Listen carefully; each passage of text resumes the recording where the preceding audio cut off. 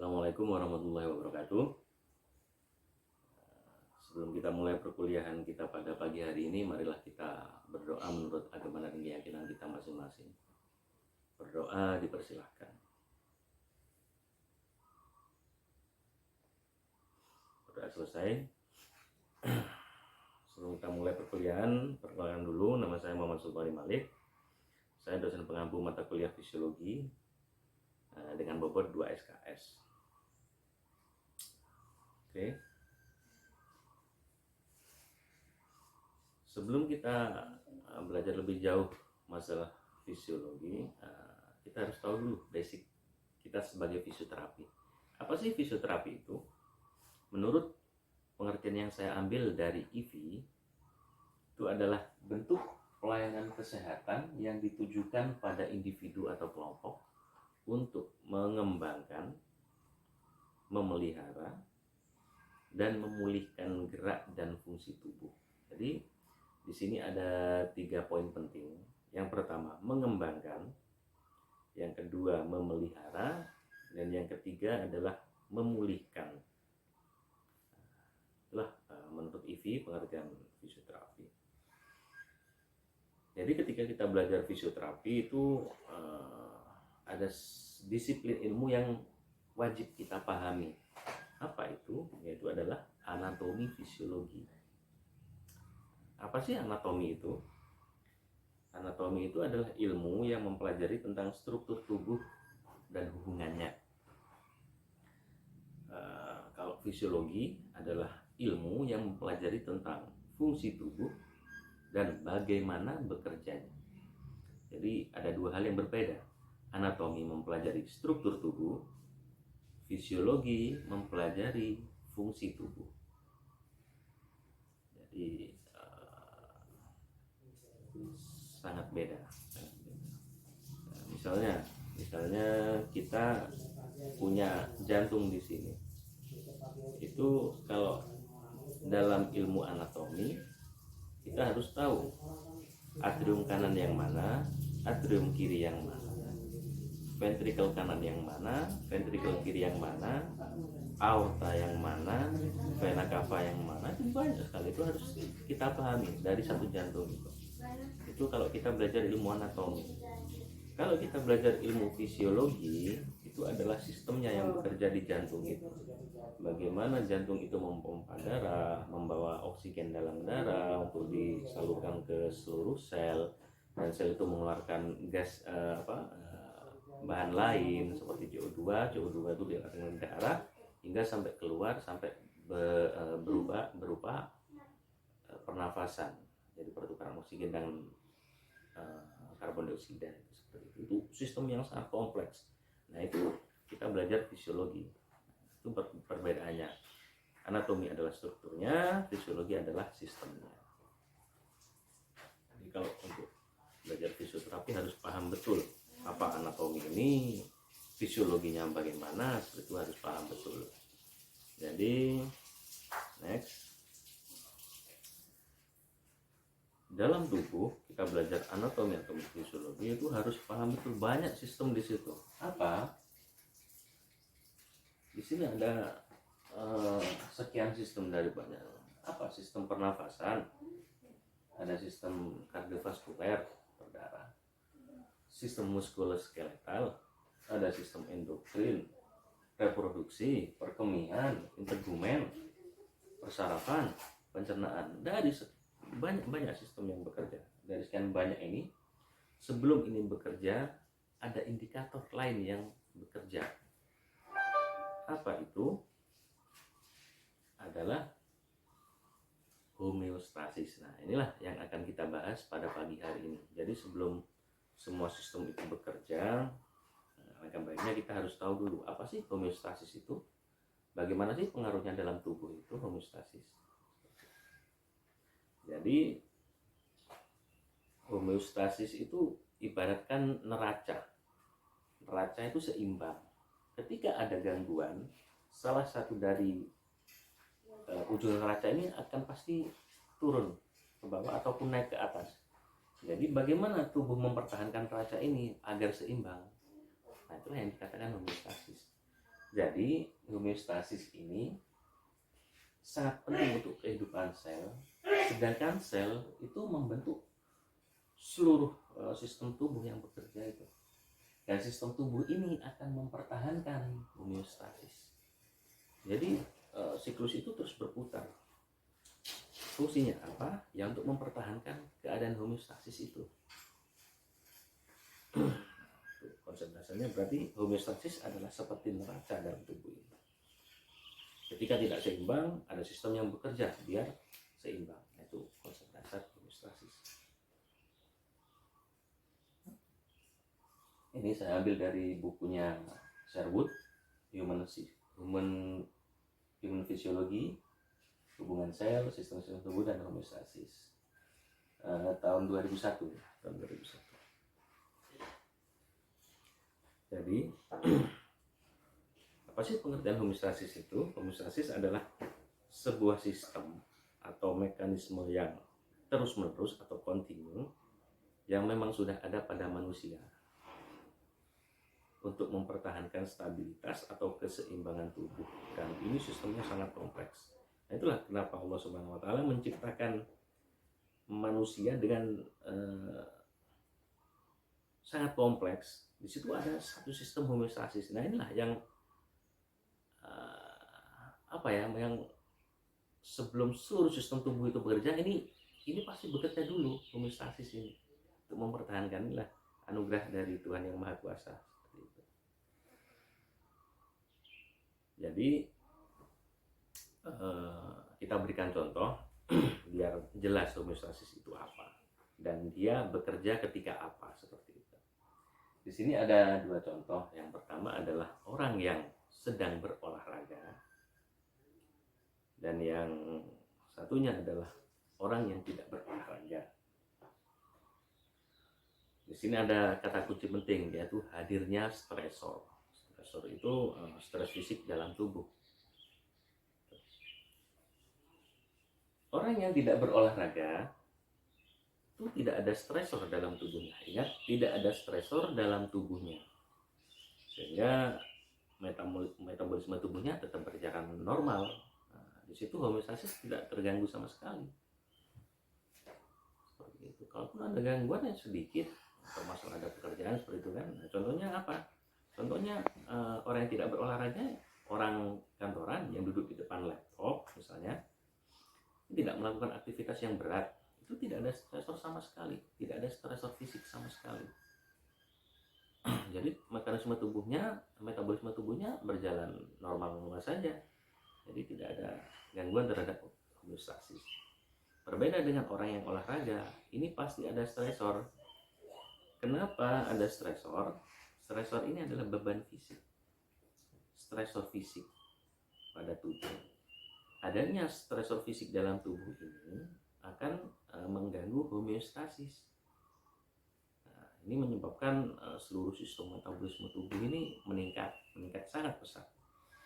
Gunanya apa? Meningkatnya sistem ini untuk mempertahankan homeostasis itu tadi, untuk meredam adanya stresor. Jadi itulah dikatakan ketika ada kondisi di mana homeostasis terganggu, seluruh sistem tubuh meningkat. Untuk apa? Mempertahankan homeostasis itu. Seperti itu. Jadi mulai paham ya, homeostasis itu perbedaannya, letak perbedaannya di mana. Oke, next. Tadi ada kata-kata stresor. Kalau pada orang yang duduk di depan laptop itu tidak ada stresor, homeostasis tidak terganggu. Orang olahraga homeostasisnya terganggu. Jadi yang mana yang lebih baik? Ada stresor apa enggak? Kita duduk saja apa kita olahraga? Jadi mana yang lebih baik? Jadi stresor itu baik apa jelek sebenarnya? Nah, ini pertanyaan lanjutan yang muncul dalam benak kita. Jadi stresor itu seperti dua sisi mata uang. Stresor itu bisa bersifat baik, tapi stresor itu juga bisa berdampak buruk. Stresor bisa dikatakan bersifat baik jika stresor tersebut berulang secara kontinu. Contohnya, orang yang melakukan olahraga 1 minggu 3 kali dengan orang yang melakukan olahraga kadang 1 minggu sekali, kadang 2 minggu sekali. Nah, ini sangat berbeda. Jadi dikatakan baik jika stresor itu berulang. Contohnya olahraga teratur, misalnya 1 minggu 3 kali. Adanya stresor itu akan mampu diubah menjadi stimulator. Ini sistem yang bekerja dalam tubuh. Tubuh akan menjadi stimulator. Melalui mekanisme apa? Itu coping mechanism. Jadi mekanisme coping atau mekanisme pengait. Jadi adanya stresor di awal, bagaimana caranya stresor itu akan diubah menjadi stimulator hingga tubuh itu adaptif, sehingga tubuh itu menjadi adaptasi. Itu dikatakan stresor itu bisa berdampak baik. Contohnya siapa? Contohnya adalah seorang atlet. Atlet itu ketika waktu berlatih awal-awal dulu itu perutnya belum six pack, masa ototnya juga masih kecil, masih kekuatannya masih seperti orang biasa, orang-orang normal biasa. Tapi ketika dia melakukan latihan, ada stresor fisik yang disengaja seperti beban latihan, itu akan membuat tubuhnya beradaptasi. Contoh yang kasat mata itu perutnya six pack, tubuhnya kekar besar. Nah, itu seperti itu. Terus stresor dikatakan dapat berdampak baik. Stresor juga berdampak buruk atau jelek jika stresor tidak berulang. Contohnya yang tadi saya katakan, seorang karyawan misalnya itu melakukan olahraga 1 minggu cuma 1 kali. Contohnya fun futsal yang dilakukan pada malam hari bersama teman-temannya. Kadang minggu depan nggak futsal, minggu depannya lagi futsal lagi. Kadang 3 minggu baru sekali futsal. Jadi tidak tentu, stresornya tidak teratur, stresornya tidak berulang, tidak terus menerus. Jadi di situ mekanisme coping tidak akan pernah terjadi, sehingga tubuh tidak akan beradaptasi, hanya dapat lelah, capek, seperti itu. Massa otot juga tidak akan bertambah besar, perut juga tidak akan six pack, itu karena adaptasi tubuh tidak terjadi. Dan orang yang terlatih sama orang yang tidak terlatih itu sebenarnya sama-sama rentan cedera, cuman kerentanan cederanya lebih besar orang yang tidak terlatih. Oke, next. Kalau begitu atlet tidak rentan cedera. Pertanyaan lanjutannya, karena apa? Karena kan dia udah adaptasi terhadap gangguan-gangguan pembebanan fisik yang menimbulkan stresor itu yang mengganggu homeostasis. Kalau atlet kan sudah beradaptasi nih, itu berarti kan tidak rentan cedera. Nah, ini kan tanda tanya di awal. Kita harus punya pikiran kritis seperti itu. Sebenarnya meskipun atlet juga terbilang sudah terlatih, itu pasti tidak akan terlepas dari yang namanya cedera. Hanya saja ketika seorang atlet cedera, itu pemulihannya atau derajat kecederaannya itu tidak separah orang biasa ketika waktu olahraga itu kena impact. Jadi tidak ada pertahanan dari tubuh yang maksimal kan, massa ototnya juga kecil, ketika kena udah lebih parah. Seperti itu, bedanya di situ bedanya. Jadi orang yang melakukan aktivitas sama yang tidak melakukan aktivitas, ataupun yang melakukan aktivitas hanya 1 minggu sekali misalkan, 2 minggu sekali misalkan, itu pasti rentan cedera. Nah, disinilah peran fisioterapi itu. Kalau dalam bermasyarakat, kalau dalam sebuah klub pasti ada fisioterapisnya. Kalau di rumah sakit pasti ada ahli fisioterapisnya. Kalau di kampung bisa dibilang tukang pijat itu ya sebenarnya ahli juga, cuman dia tidak punya pakem seperti ahli fisioterapis yang memang benar-benar sekolah, yang memang benar-benar memperdalam ilmu itu. Jadi bermacam-macam di masyarakat itu. Walaupun demikian, itu fungsinya tujuannya cuma satu, ya biar kita bagaimana sih kok bisa cedera. Jadi itulah yang ketika kita cedera ya udah dikasih diurut biar tidak ketarik ototnya misalkan seperti itu. Tujuannya tetap sama untuk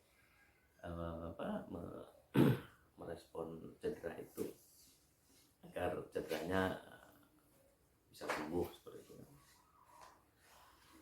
Jadi peran fisioterapi ini seperti yang pengertian di awal itu kan ada 3. Yang pertama mengembangkan, yang 2 memelihara, yang ketiga memulihkan. Nah, ini 3 itu yang penting. Yang pertama mengembangkan. Mengembangkan ini sifatnya promotif. Mengembangkan ini sifatnya promotif. Misalnya ada kelompok masyarakat yang tidak tahu masalah stretching otot. Nah, itulah dikasih penyuluhan kelompok masyarakat tersebut. Begini loh caranya stretching otot. Biar apa? Biar tidak mengalami cedera.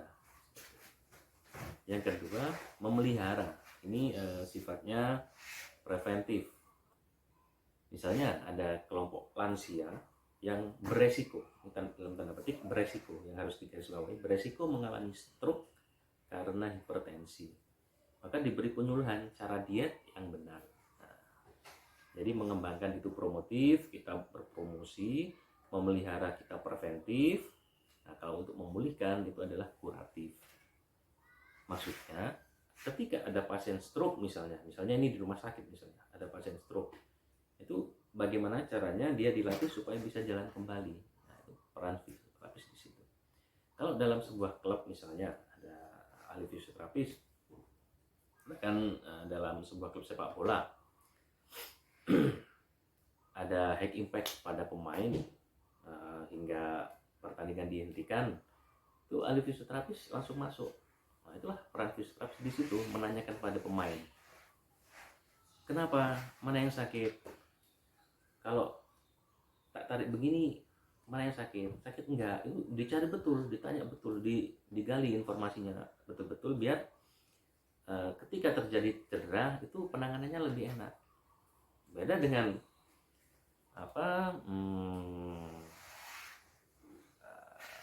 sebuah klub yang tidak punya ahli fisioterapis misalnya seperti itu. Jadi ada pemain yang sakit, high impact di lapangan, dia cedera, langsung masuk, dia langsung dikasih spray, semprot, langsung diurut gitu.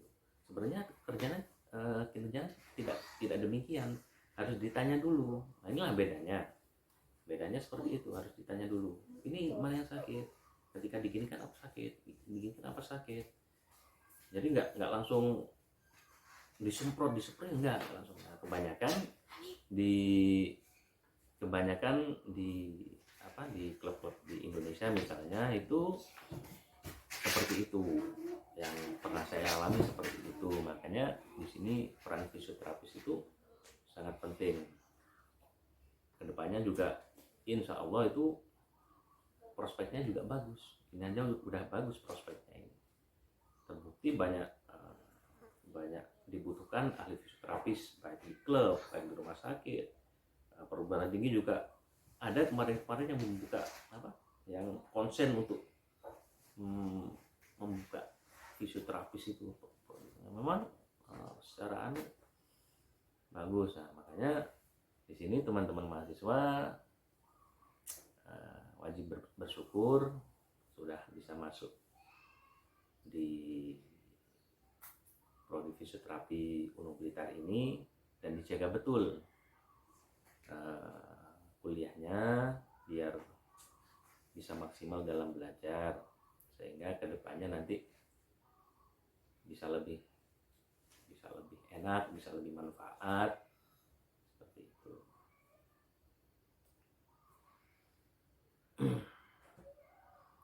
Nah, ini karena waktu hampir selesai, kita memang sudah masuk pada kesimpulan, maka di sini ada 3 kesimpulan yang bisa kita ambil. Yang pertama, keadaan homeostasis memegang peran penting dalam sistem tubuh manusia. Kita kita kembali lagi bahwa sebelum seluruh sistem itu bekerja, itu ada keadaan di mana homeostasis itu jadi sebagai indikator. Ketika ada sesuatu stresor misalnya, homeostasis terganggu, sistem bekerja penuh, bekerja sangat maksimal agar homeostasis itu kembali sejajar seperti neraca. Yang kedua, ada stresor ataupun tidak ada stresor, seluruh sistem tubuh akan menjaga kondisi homeostasis. Ini juga sudah kodratnya. Memang Allah menciptakan manusia dengan sangat kompleks, sistem-sistemnya sangat, tidak ada yang bisa menciptakan seperti itu. Jadi ada stresor ataupun tidak ada stresor, itu sistem tubuh akan dijaga kondisinya, homeostasis tubuhnya itu. Misalnya ada stresor, orang kita refresh sejenak yang tadi. Ketika ada stresor bagi orang yang berolahraga, nanti kebutuhan energinya lebih besar. Jadi bagaimana tubuh ini memproduksi energi biar seimbang antara energi yang dibutuhkan sama energi yang diproduksi, itu biar berimbang, biar sebagai penopang olahraga itu sendiri, seperti itu, biar homeostasisnya terjaga. Ketika tidak ada stresor, seperti kita duduk di depan laptop, tidak ada aktivitas fisik yang berarti, tidak ada stresor fisik yang berarti yang dibebankan pada tubuh. Jadi homeostasis ya stabil, stagnan di situ aja.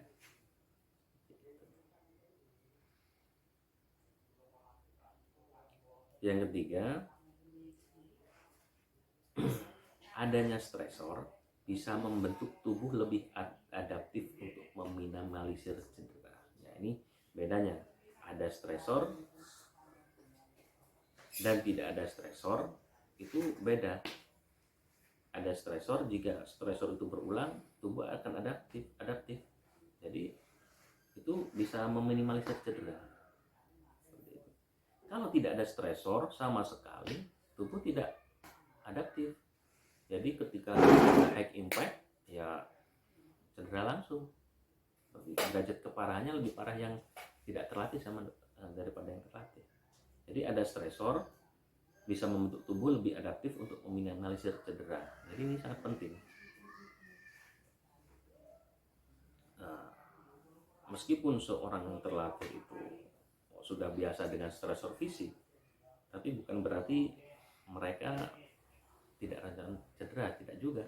Karena olahraga itu high impact, impactnya besar, baik itu pada sistem tubuh, baik itu ketika bertanding, tabrakan, itu high impactnya sangat besar. Cedera juga sangat mungkin, cuman karena dia terlatih, proses penanganan cederanya bisa dibilang lebih enak daripada yang tidak terlatih.